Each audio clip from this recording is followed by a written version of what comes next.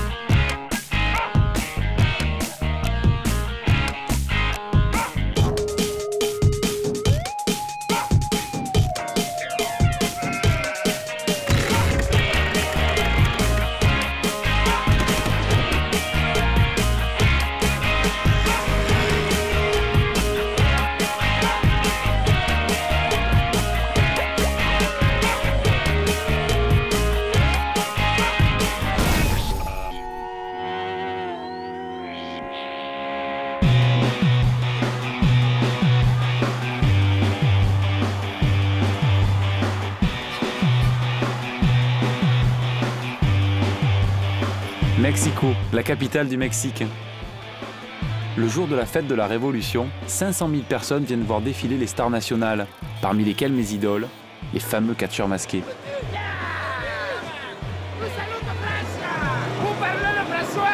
Bien sûr, je suis français. Comment ça maintenant? Je suis un catcheur, je suis un luchador français. Monte un peu, on va s'arranger. Qu'est-ce que t'as un problème? ¿Hablas español? Sí, me llamo Manuel Guerrero. Manuel Guerrero. Le Pupú le mató el guaguagua.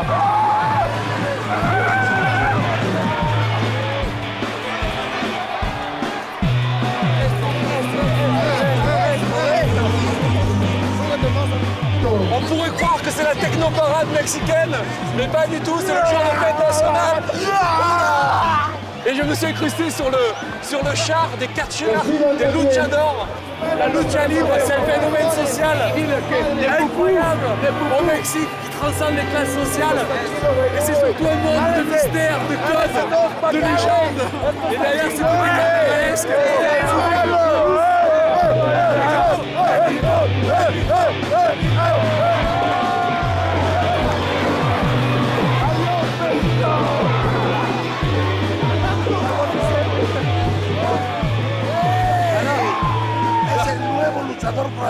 Je vous présente le nouveau luchador français, le diabolique de la Tour Eiffel. Et c'est un sacré méchant, et il va faire un tabac au Mexique, c'est moi qui vous le dis.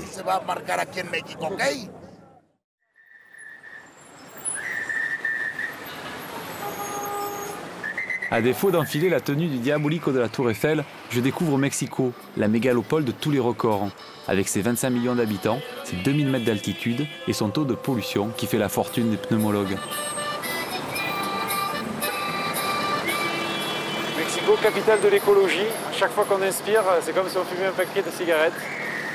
Cette cité folle ne pouvait pas avoir pour emblème un sport pépère. Il lui fallait du tonitruant, du spectaculaire. Le catch, qu'on appelle ici la lucha libre, symbolise tous les excès de Mexico. Le Coliseo est depuis 80 ans une salle mythique, imbibée du sang et de la sueur des luchadors. Elle est située dans un quartier populaire et c'est un peu un passage obligé pour comprendre ce drôle de sport.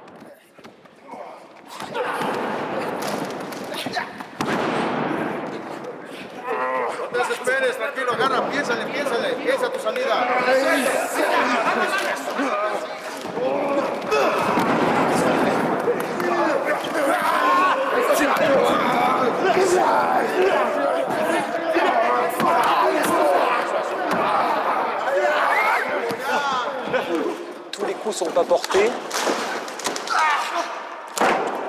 Ça fait un peu cascade, mais c'est quand même loin d'être du cinéma, quoi. Je suis super surpris, en fait. À Mexico, les gamins pauvres n'ont souvent que 2 rêves, devenir footballeur ou catcheur professionnel.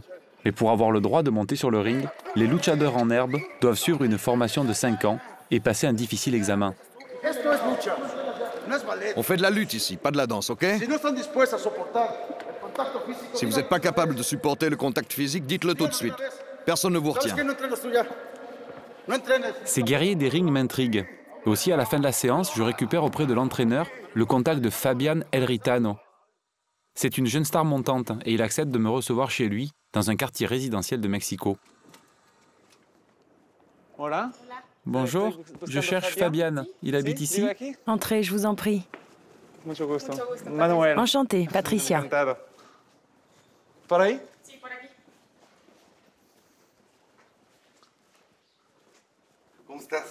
Muy bien. Comment ça va?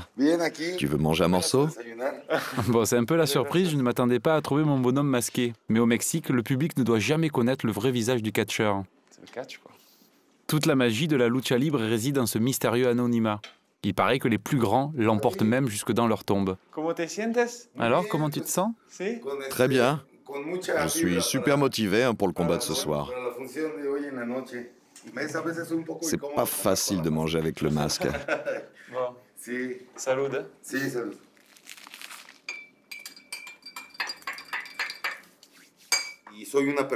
Quand je monte sur un ring, je me transforme et je deviens une autre personne. Mais dès que j'arrête de lutter, je change complètement. Je peux être romantique, amoureux, tendre. Et dis-moi, il faut pas quand même être un peu schizo?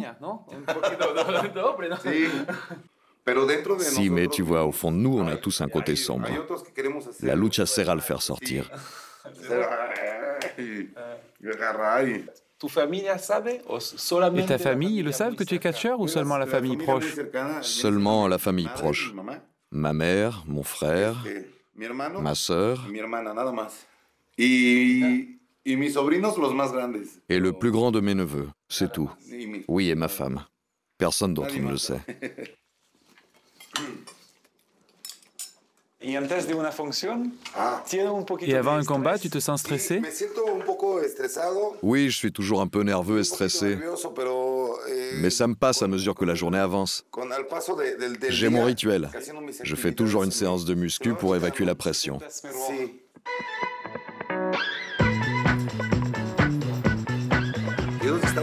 Quand j'étais gamin, à 8 ou 9 ans, j'allais voir la lucha avec mon père. Ça m'a tout de suite fasciné. Plus tard, j'ai voulu en faire mon métier. Les places dans l'élite de la lucha libre sont rares. Seuls les meilleurs arrivent à décrocher un contrat avec la fédération, qui organise en fait les combats. Moi, j'en ai vu quand même pas mal des sportifs. Et lui, il est vraiment extraordinairement gaillard quand même, il n'y a pas l'ombre d'un doute.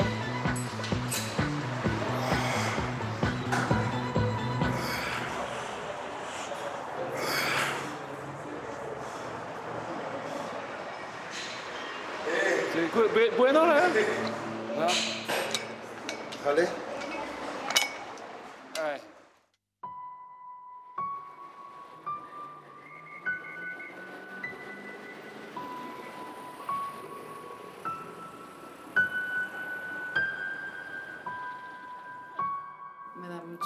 Bien sûr que j'ai peur.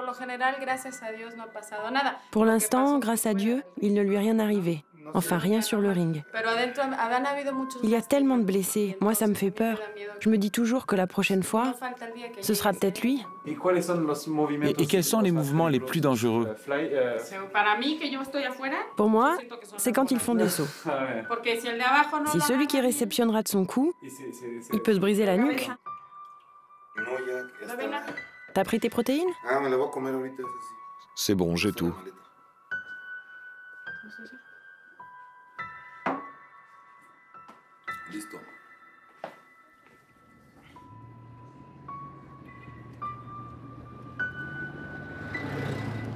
On pourrait croire qu'ils vont se faire une petite sortie en amoureux, mais pas du tout. En fait, on va à la Arena Mexico, qui est la cathédrale de la lucha libre. Et lui, il a un peu rendez-vous avec son destin de catcheur. Ce soir, il y a une grosse réunion.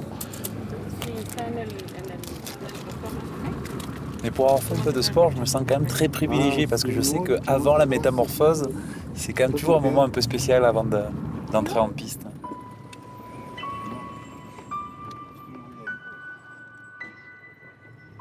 Gracias.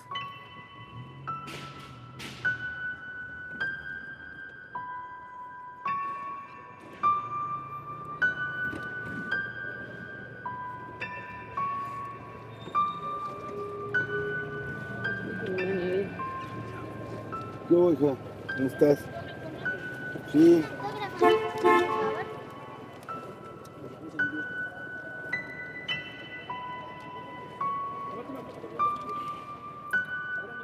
¿Me puedo tomar una foto contigo?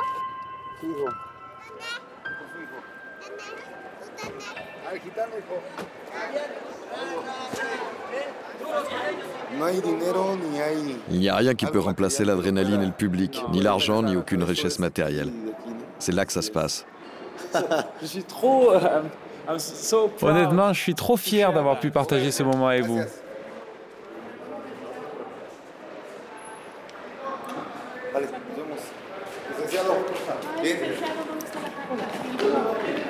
On ne partage pas l'intimité des vestiaires avec un champion. En revanche, 1 heure avant le début des combats, je peux partager l'ambiance avec le public qui commence à se masser à l'extérieur du grand dôme couvert. Et comment il s'appelle ce masque? Dr. Wagner. Et toute la famille va à la lucha alors? Oui, c'est très familial. Vous encouragez, vous criez? On les encourage tout le temps. Tous les vendredis soirs, l'Arena Mexico fait salle comble. Les pauvres, les riches, tous viennent ensemble hurler leur passion. En fait, la lucha rassemble tous ceux qui ont un peu de sang mexicain dans les veines, et finalement tous ceux qui n'ont jamais fait le deuil des super-héros de leur enfance.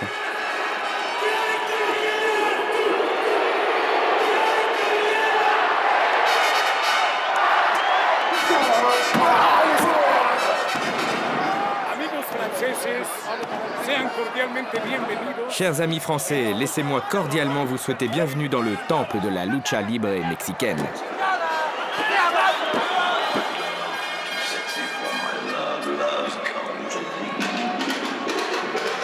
Les matchs d'ouverture servent à chauffer la salle. Mais un peu plus tard dans la soirée, c'est aux cadors de faire leur entrée. Il y a 1 heure, j'ai laissé Fabian à la porte des vestiaires. Là, je retrouve El Ritano.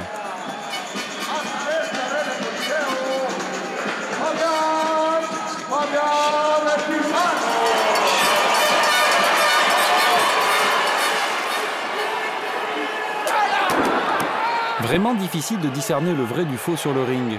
Je comprends juste qu'il y a les bons d'un côté et les méchants de l'autre. D'après Patricia, il y a certaines prises qui sont bien réelles, alors que d'autres sont complètement chorégraphiées.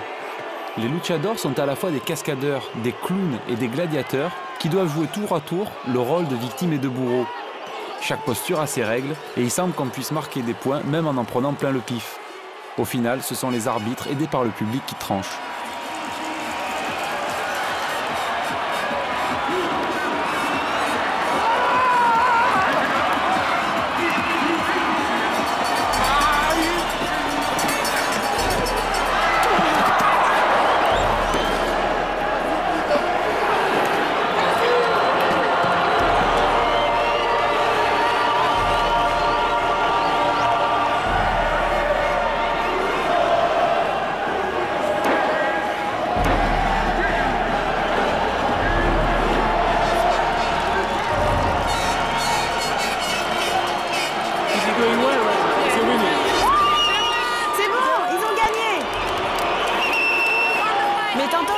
Ils étaient pour l'autre équipe.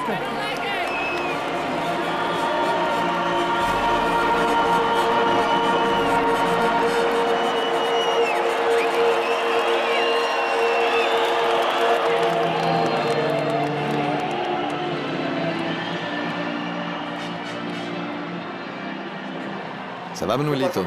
Félicitations. Alors, t'as gagné? Comment tu te sens? Bien, bien. Je me suis fait un peu mal, mais pas grand-chose. Je t'ai vu voler.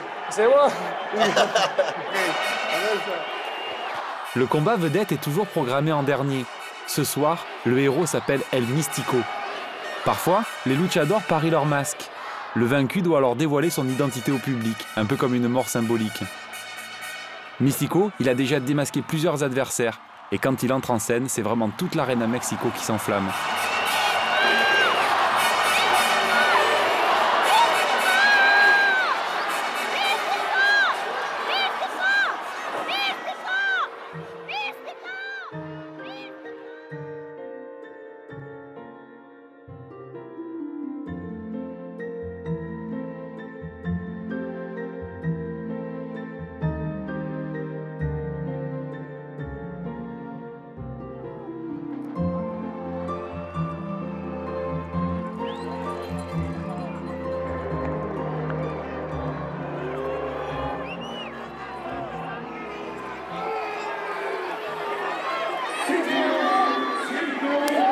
honnête, j'ai absolument rien compris de la soirée. Mais ce que j'ai compris, c'était que c'était un exutoire social incroyable. Et que derrière cette peut-être mascarade se cache une véritable allégorie du bien contre le mal. Et il y a tout le peuple qui y trouve du bonheur. Et je crois que c'est ça qui est bien. En fait, moi, c'est pour ça que je suis là et c'est pour ça que ça me touche en tout cas. Je n'avais jamais demandé d'autographe, ni espéré le salut d'un artiste. En fait, il a fallu que je vienne au Mexique pour découvrir le fan qui dormait en moi.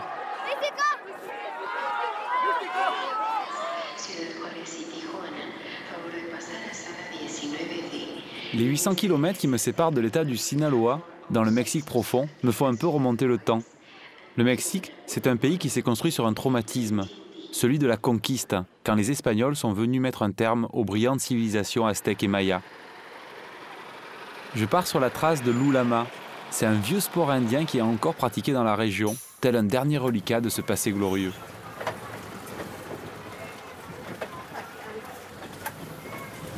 En route pour Guamuchil, petite ville au nord du pays. J'ai un peu du mal à imaginer que c'est là que vont se dérouler les championnats de jeux indiens, vieux de 3500 ans, mais bon.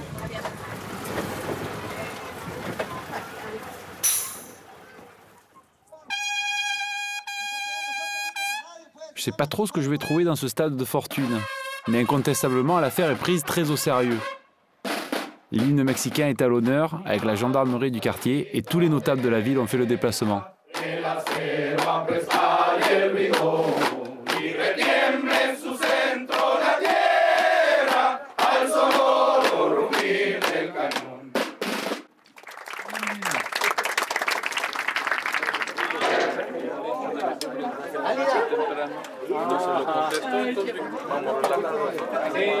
À l'époque des Aztèques, les joueurs d'Ulama étaient de vrais héros dans la cité.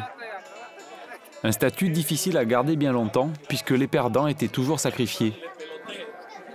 Aujourd'hui, la dramaturgie est bien moindre, et ce jeu semble plutôt donner l'occasion aux papis de venir prendre le frais entre amis. On est là, chez les irréductibles défenseurs d'un Mexique en voie de disparition. Seul étranger de la fête, je reçois quand même les honneurs des organisateurs.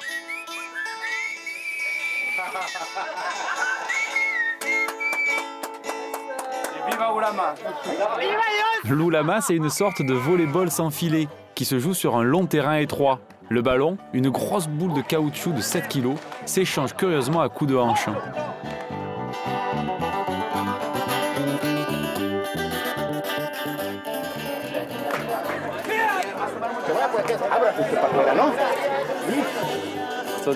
¿Usted entiende el reglamento? Vous connaissez les règles? ¿Es complicado? C'est compliqué? ¿Qué debes hacer para ganar? Il doit faire quoi pour gagner? Faut renvoyer la balle.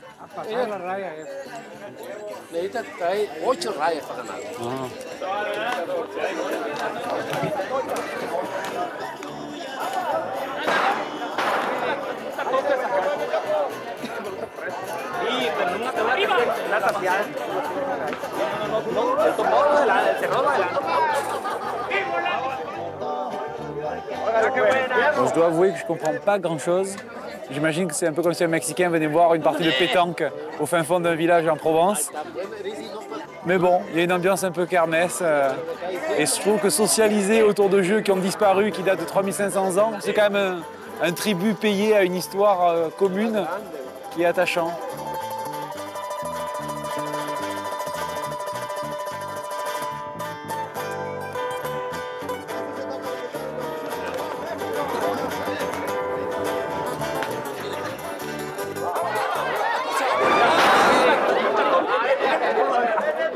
Le plus spectaculaire, c'est quand même quand il y en a un qui la prend sur la tête, la balle, parce que sinon...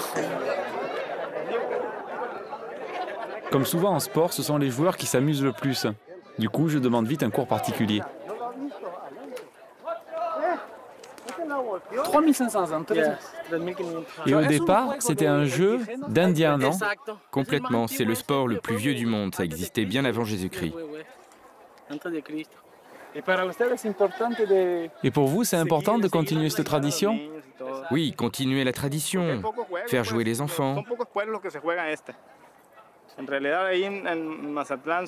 Il n'y a plus que quelques villages dans la région où on joue encore à l'ulama. Ce jeu, c'est un peu le père de tous les sports. Beaucoup de jeux en sont plus ou moins issus. Ah ouais, c'est à l'origine de plein de jeux. On a le droit de taper la balle entre le bas de la cuisse et la hanche. C'est une question de timing, au bon moment et avec la bonne force.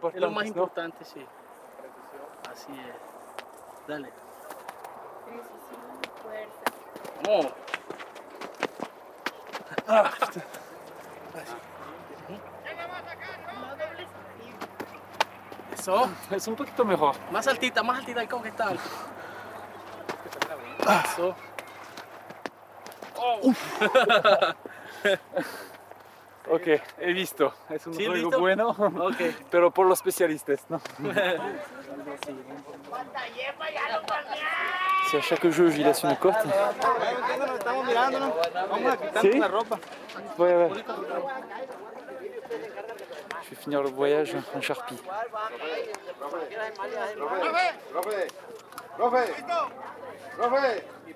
Señor, compañeros. Atención, atención. Primer lugar, Campeonato Estatal de Ulama de Cadera, Los Llanitos. Un fuerte aplauso.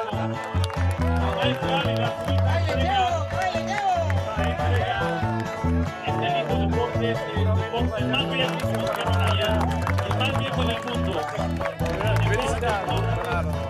Le moins qu'on puisse se dire, c'est que l'Ulama est vraiment resté un jeu très masculin. Aussi, quand vient la remise des prix, la seule groupie de l'assistance est fortement mise à contribution.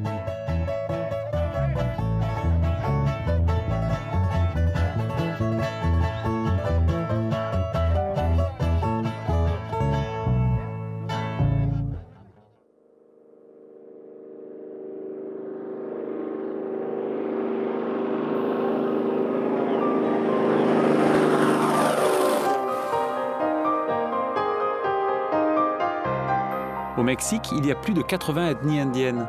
Je vais dans la Sierra Madre, sur les terres reculées des Tarahumara. Ce peuple vit volontairement en marge de la société mexicaine, avec une langue et des lois particulières. Pour espérer les rencontrer, il faut d'abord traverser la région des Grands Canyons, et notamment la Barranca Sinforosa. Comme il n'y a pas de route pour faire les 50 derniers kilomètres, ce sont les avions qui font office de taxi, au milieu d'aplombs rocheux de plus de 1000 mètres. On vole quand même très très bas là.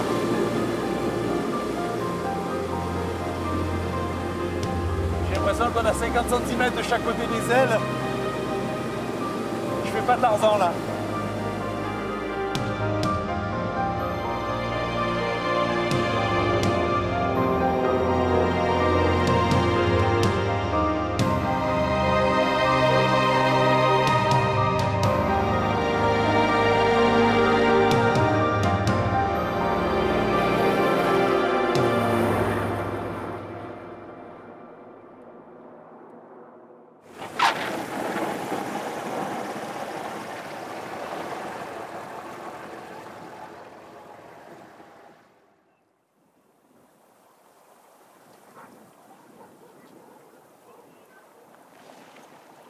Dans le petit village de Caborachi, le temps a l'air de passer moins vite qu'ailleurs.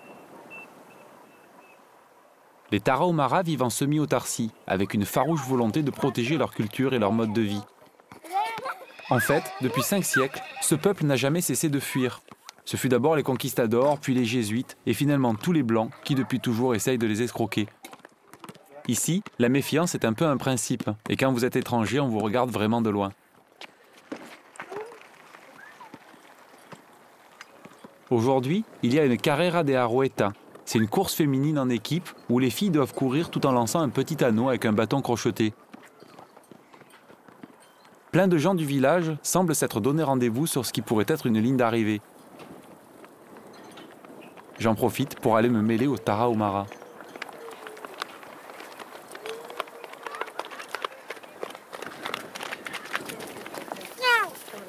Bon, c'est assez imperceptible, mais la pression monte. Donc là, il y a un premier passage au bout de 20 minutes et ils sont repartis dans l'autre sens.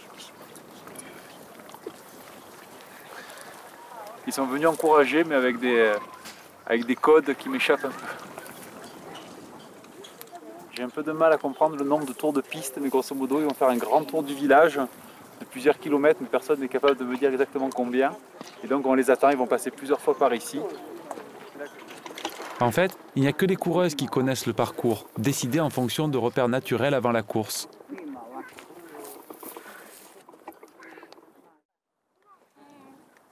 Ce jour-là, ça devait vraiment être un long parcours parce que 2 heures après le départ, on était toujours sans nouvelles des coureuses.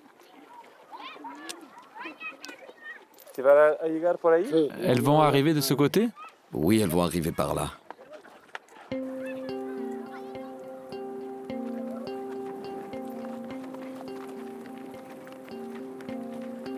Peu avant la nuit, une première équipe finit par arriver. Je suis bien incapable de dire le nombre de kilomètres que ces femmes en jupette et en sandales ont bien pu parcourir.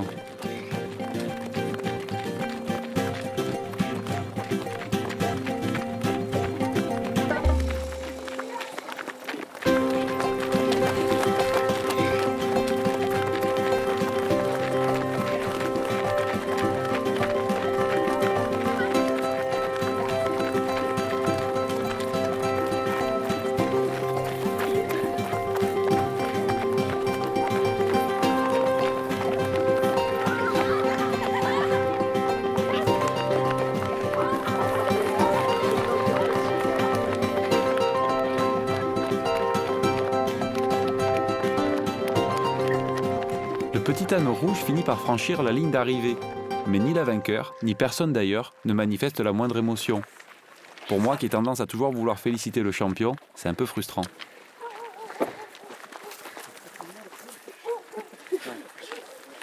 Bravo!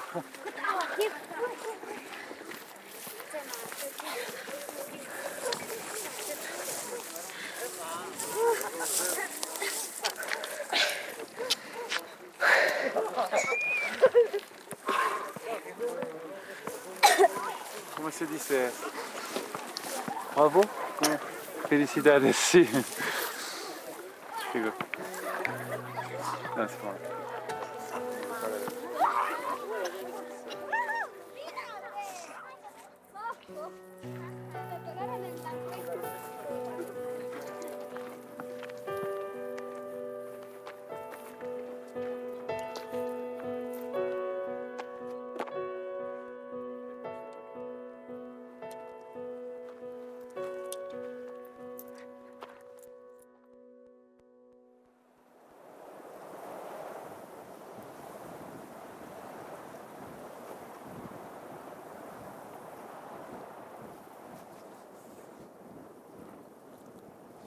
Je m'en doutais un peu, mais c'est vrai que la communication est pas facile avec les Tarahumara, surtout les femmes. C'est un peu frustrant, mais bon.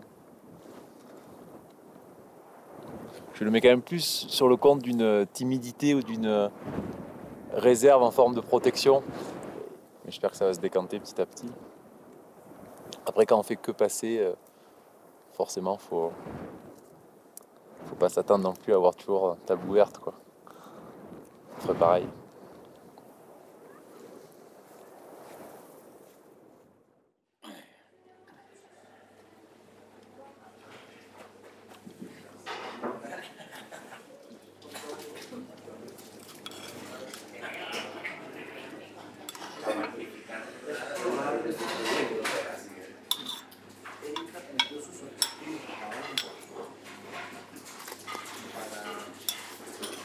Bueno.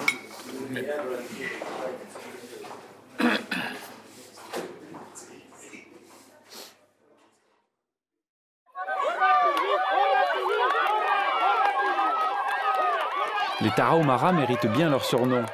J'ai vraiment l'impression que ces gens vivent en courant. Petits et grands, hommes et femmes, avec ou sans chaussures. Malgré l'isolement et un niveau de vie bien inférieur à la moyenne nationale, les gamins de la région sont tous scolarisés à l'école du village, où ils apprennent à la fois des jeux occidentaux et des sports traditionnels indiens.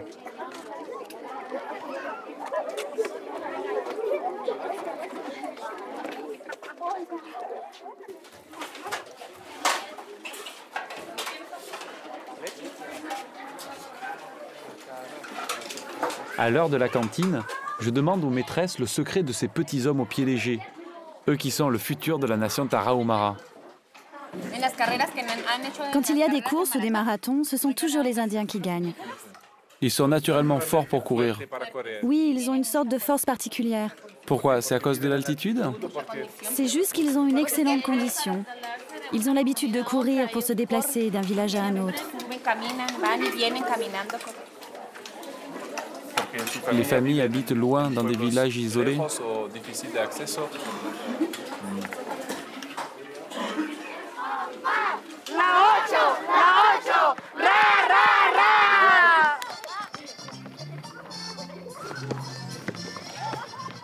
Au final, c'est avec les enfants que j'arrive le mieux à communiquer. Peut-être parce que chez eux, la curiosité l'emporte sur la méfiance. Et puis de toute façon, jouer au ballon, c'est quand même un langage universel que je connais pas trop mal. Le premier réflexe des petits garçons, qui sont fiers comme pas possible, c'est quand même de me défier.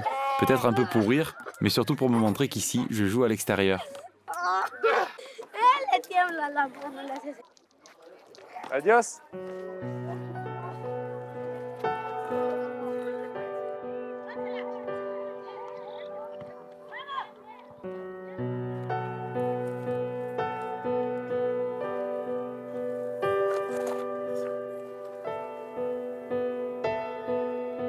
Parmi les communautés indiennes du Mexique, les Tarahumara ont un peu la réputation d'être les inventeurs de la parité. Les femmes sont très impliquées dans la vie sociale, elles participent au conseil de village et font du sport en totale liberté. Cet après-midi, c'est un hockey sur paille qui s'improvise entre voisines, un peu comme d'autres prendraient le thé en faisant causette sous nos latitudes.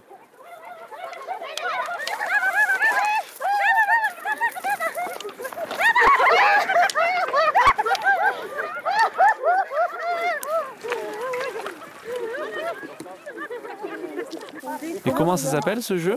Le nakimori. Tu veux essayer? Montre-moi comment on fait. Et tu l'envoies dans quel sens? Vers l'avant? Devant ou dans la direction que tu veux.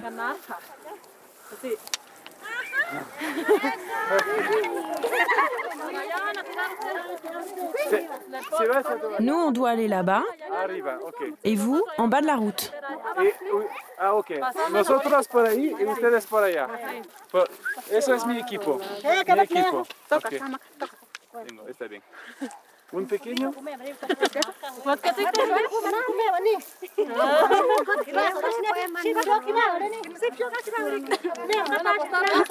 Frère est dans la mêlée avec les filles.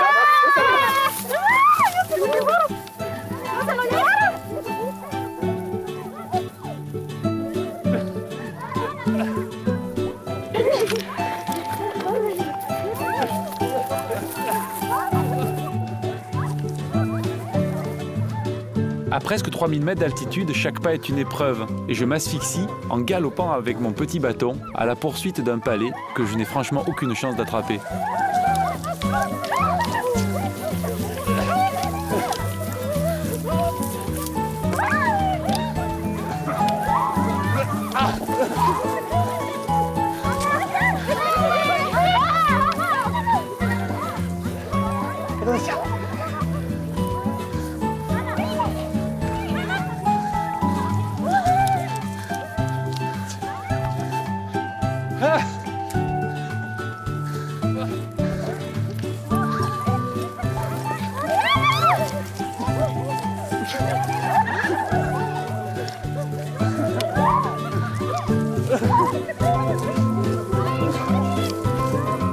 À la fin de la partie, je n'ai toujours pas compris qui était dans mon équipe.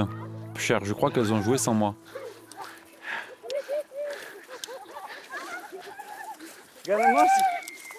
Ah, c'est nous qui avons gagné là?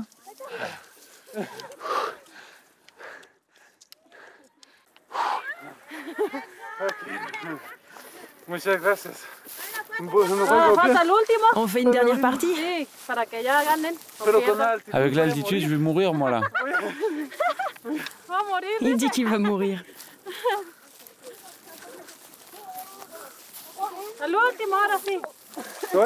Et c'est un jeu qui se joue quand alors? Ça dépend. On joue quand on en a envie. Et tout le monde peut jouer. Tout le monde peut jouer, les garçons, les filles, les hommes et les femmes. Mais les hommes ne jouent pas avec les femmes, si? Non. Ah, je suis une exception alors. Les femmes ne jouent qu'entre elles. On se rencontre entre villages.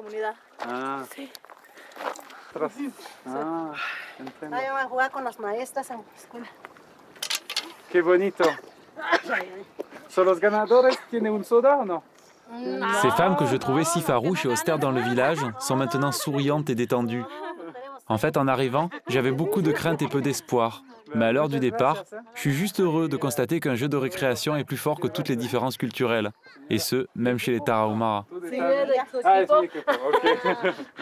Muchas gracias. Buenos días. Hasta luego.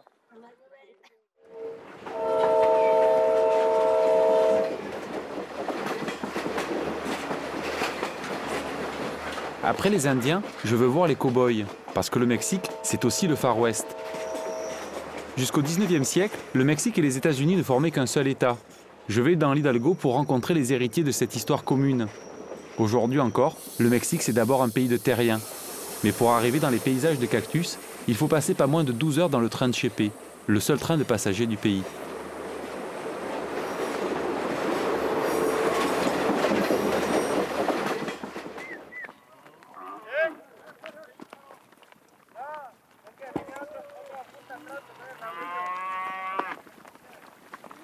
Ici, la culture du lasso et des chevauchés sauvages, des Santiago et du sombrero se confond avec un sport.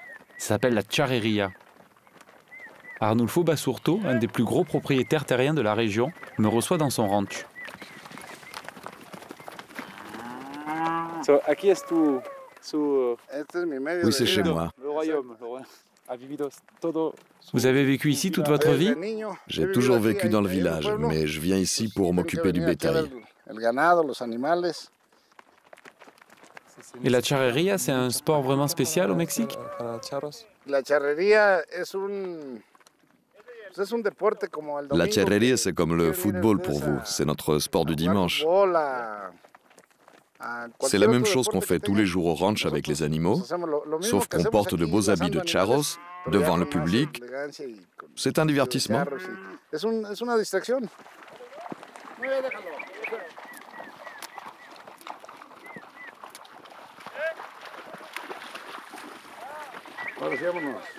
Dans la famille d'Arnulfo, les hommes sont charros par principe, un peu comme un signe d'allégeance à un mode de vie.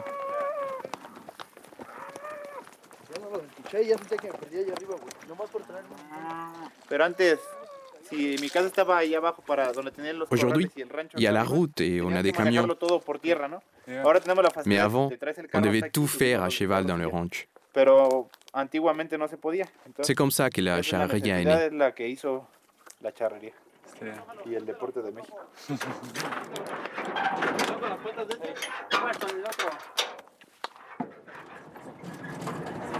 Cuidado flores marchitas que llegó el desviejadero. Tienen permiso viejitas, cotorras y cotorritas, que hasta las almas benditas de gozar el mundo entero. Me dicen dicharachero.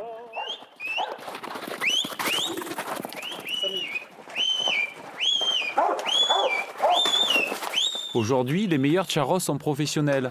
Ils sont employés par de riches rancheros qui s'achètent des équipes, juste pour le prestige.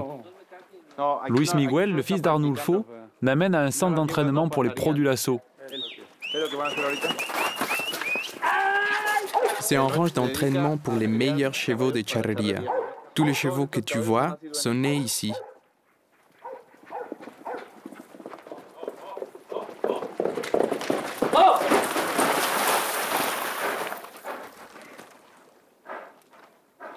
Es un baile de México. Ok. Quítale ese de abajo. No grabe. Particulier de charros. Que no grabe ahorita. No, sí, que grabe. J'ai trop joué au cow-boy gamin pour résister à la tentation de me mettre en selle. Mais bon, on ne s'improvise pas charros pour autant. Chut, va là-bas. Va là-bas. Va là-bas. Chut, va là-bas. Tu m'écoutes pas, hein?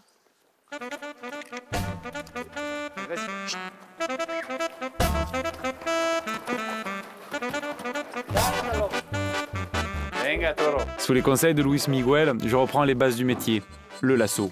m'appelle Manuel, en hommage à un grand torero espagnol, je vais quand même pas m'échapper devant un veau.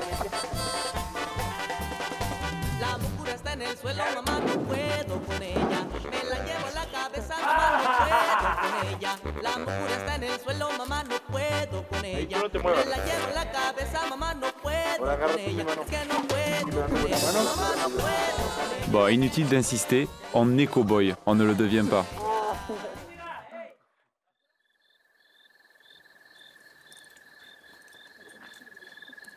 Le barbecue national s'appelle l'asado. Dans les campos ou les cours des haciendas, on grille un mouton et on parle jusqu'à point d'heure. Ce soir, c'est Arnulfo qui reçoit. Salud. Salud, señor. Salud, chin chin. Chin chin, amigo. Una cruzada por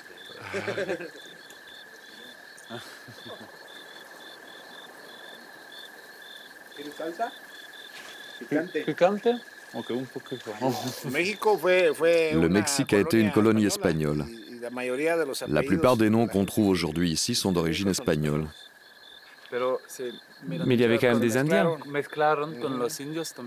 Les colons se sont mélangés avec les Indiens. C'est pourquoi on a un peu le sang chaud. Ce sont les Espagnols qui ont amené les chevaux au Mexique. Au départ, les Indiens n'avaient pas le droit de monter. Ce n'est que bien des années plus tard que les Métis ont commencé à faire du cheval. On peut dire en fait que les charros, vous êtes un peu les fils de ce métissage. Oui, exactement. On est issus d'un mélange. Elle est bonne la tequila?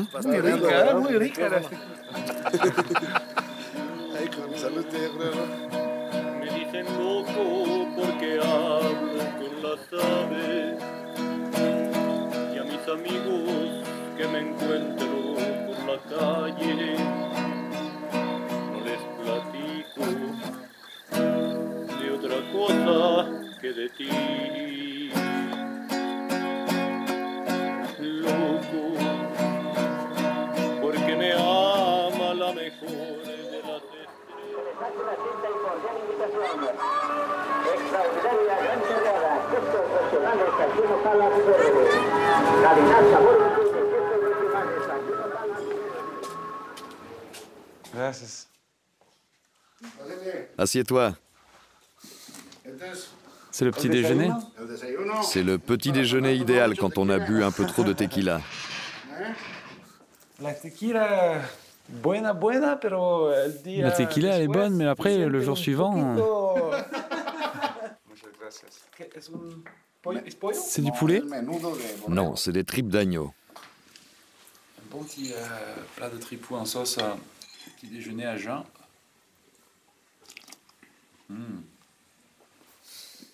C'est bon, non? Ça se mange avec des tortillas. El baguette. Ok. Aquí es. Sí.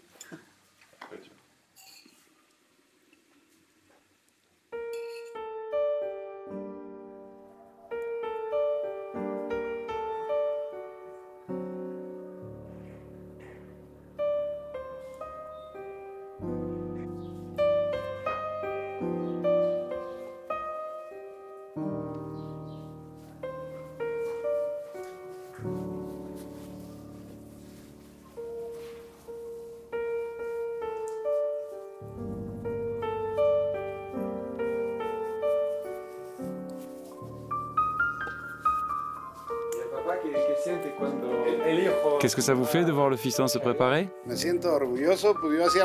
suis très fier de mon fils. Moi aussi, quand j'étais jeune, je faisais de la charreria. J'ai gardé tous mes sombreros. Regarde celui-là. Il est vieux, comme moi.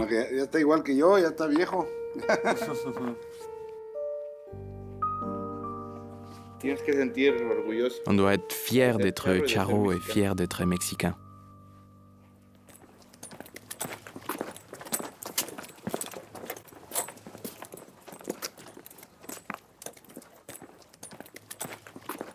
Le cavalier et le cheval doivent être complices et bien se connaître. Avant d'être ton cheval, il doit d'abord être ton ami.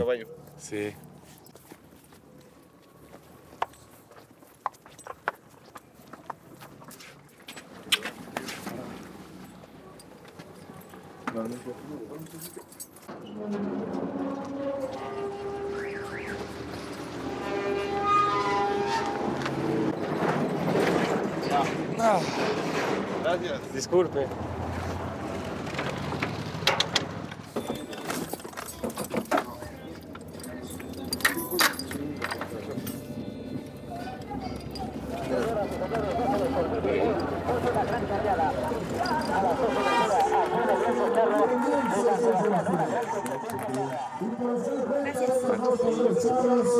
Vamos a darle la bienvenida cordial a los chavales de casa, equipo de San Sebastián, a los amigos. Bueno, sean ustedes bienvenidos y después de esto, ya una vez están empezados.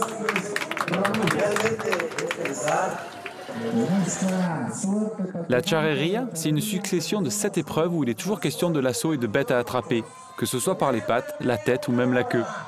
Les charros jouent en équipe et chacun a sa spécialité. Dans un coin de l'arène, quelqu'un doit bien compter les points, mais le résultat ne semble pas très important. La charrería, c'est avant tout un moment qui se partage, pour le plaisir.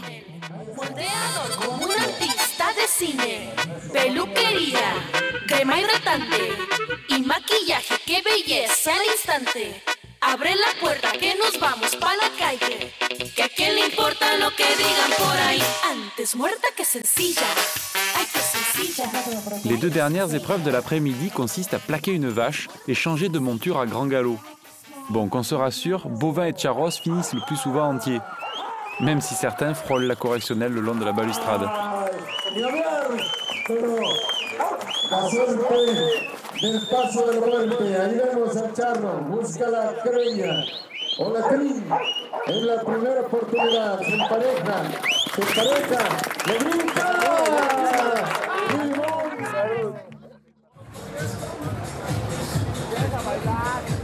Les charros ne se lassent jamais de leur passion. Quand la charrería prend fin, pas question de ranger les chapeaux et les éperons au vestiaire. On est cow-boy le jour et même la nuit.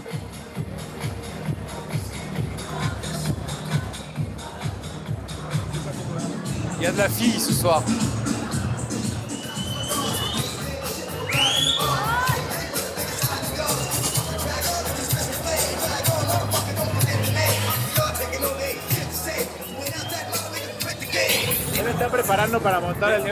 Ils sont en train de s'échauffer avant le rodéo. C'est une compétition entre 10 vaqueros et 10 taureaux. Le but, c'est de rester 8 secondes sur le taureau. Il faut se tenir avec une main. L'autre reste en l'air pour garder l'équilibre. Et toi, tu vas le faire? Moi, je ne le fais plus, j'ai trop peur. Señor, invitamos a que conviva con nosotros de este sano espectáculo. Y cuando llegue la última monta y nos llames a la gran final de tu presencia, nos digas, pasa, tu boleto de entrada ya lo he pagado. Amén. Comenzamos rodeo. 8 segundos.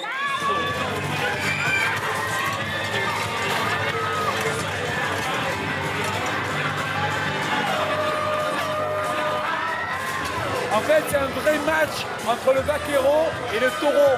Et les taureaux, ils ne sont pas tous égaux. Et comme on leur écrabouille un peu les testicules avant d'entrer, certains sont plus excités que d'autres.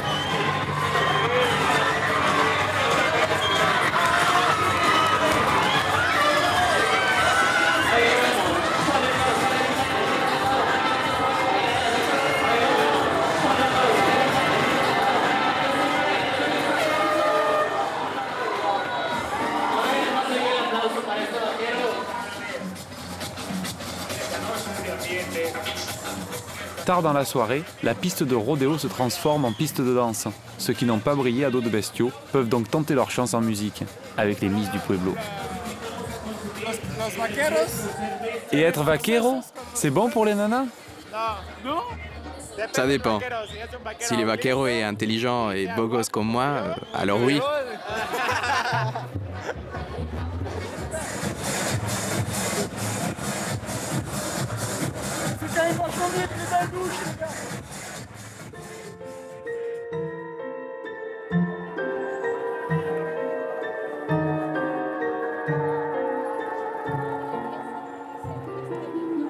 J'ai longtemps pensé que j'étais passionné de sport. En fait, je crois que j'aime surtout l'idée que les gens se rencontrent mieux en jouant. Je quitte le Mexique, conquis par ce grand pays, avec l'étrange sensation de ne pas revenir complètement indemne. Merci bien. Chin Chin, Mexico.